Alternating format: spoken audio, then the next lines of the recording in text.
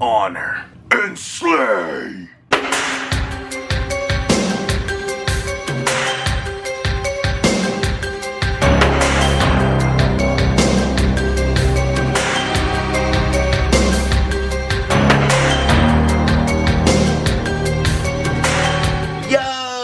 What's up, everybody? Welcome back to another random horror review. I am your host, Moon616, and thank you once again for stopping in, guys. Yeah, episode 66 is here, and I've got another one here from Artsploitation. It's been a while since I've reviewed a film from Artsploitation. I believe the last one was Fever, which was kind of a very kind of hit-miss type of film.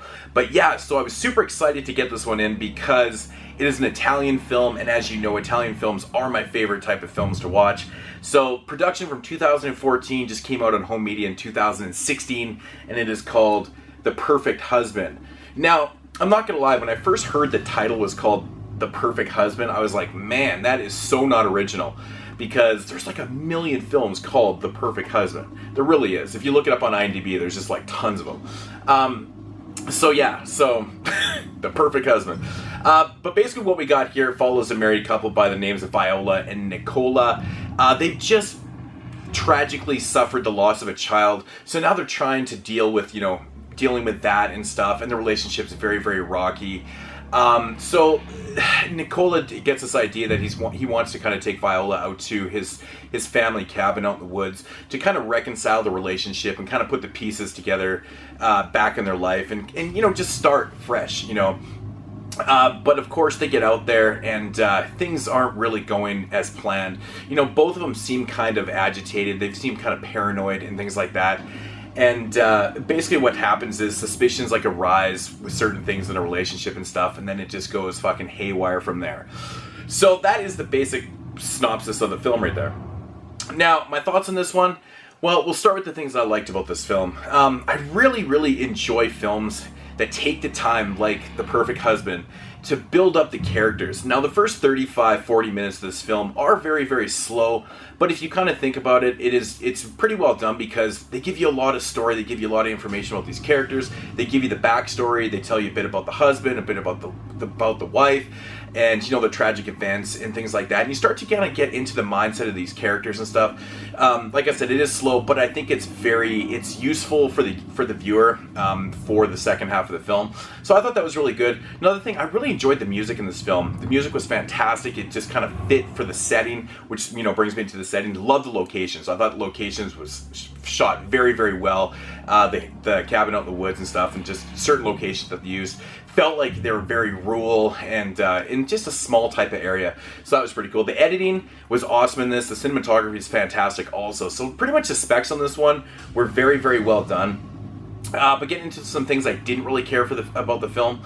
I have to say now, getting back to the first 35-40 minutes of the film, and stating how much I enjoyed, kind of the build-up of the characters and the storytelling and stuff. There was kind of a minor flaw with that, because it is very slow, like I said, up until that point where it just goes bonkers. It kind of goes from like a 0 level to like 100, all in a matter of like a minute. You're like, 1 minute they're having dinner, and all of a sudden, bam, we're just like right into the action.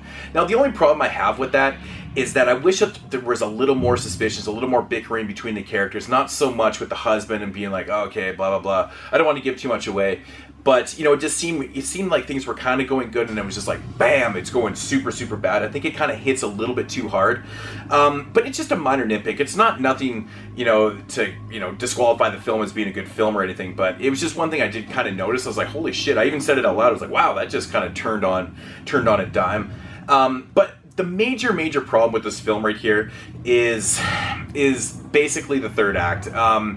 Once it starts, I'm kind of thinking to myself going, I think I know where this might be heading, and sure as shit, it goes exactly where I thought it was going to go. I thought ultimately the story was super predictable. It was very predictable in itself. I've seen this type of movie done before, but for people that have never really seen a lot of movies like this, you might really enjoy it a lot more than I did, based on the fact that it is a cool idea. It's a psychological horror film, so you're going to get that twist, you're going to get, that whole thing going on and stuff. But, not to take anything away from the film, I think it is a pretty well done film. But for myself, did it wreck it? Maybe a little bit. I think that's the problem with watching way too many films in my life, is that when you see something like this, you kind of see where it's going. Maybe you predict, oh, it might go this way, and then it does, and you go, well, that's kind of disappointing. But overall, I thought it was really good. My final thoughts on the film. Now, I didn't get into the effects, but I thought the effects were good. And any film that's wielding an axe, shit, man, I love when axes are used in films. I think it's fantastic. I'm not sure if I mentioned the acting, but the acting is really good in the film too. For the most part, I think that the husband does a great job. I think the wife at times, Viola, is a little shaky. At times, not a lot of characters in this film, but I think at times she's a little shaky. But the acting is pretty good overall. But it is a pretty decent film, I have to say. I just wish it wasn't as predicted. I wish it hadn't gone the way that I thought it was going to. It happens with these type of films, but I'm gonna recommend this one, a little bit. I'm gonna give it about a 6.5 out of 10. I think it's a pretty well done film. You should check it out if you like these type of films. Psychological horror film. Can't really say a whole lot more about it without giving too much away. It's kind of like reviewing giallos. You kind of give the basic synopsis and then you just you just vibe with it from there. The Perfect Husband, definitely a decent watch. I enjoyed it for what it was, and that's gonna do it, man. Another good one from Artsploitation. Artsploitation is way more hit than miss, in my opinion. Most of the films that I've seen from Artsploitation, which is probably 2/3 of their catalog, have all been pretty good. So can't take anything away from that one. Oh, and actually one thing that did surprise me about this film, when I popped it in, I was expecting it to be in Italian because I didn't look at the specs on the back. It was in English. It kind of caught me by surprise. I wasn't expecting that.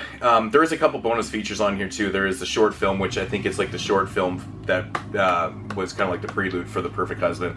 And there's also behind the scenes and stuff, and trailers and things like that. So yeah, definitely pick this one up. It is a cool film. That is going to do it for episode 66. Hope you guys enjoyed it, and I'll be back very, very soon with episode 67. I think I got a couple more random films I just kind of want to review on here, so stay tuned for those, and as usual, peace!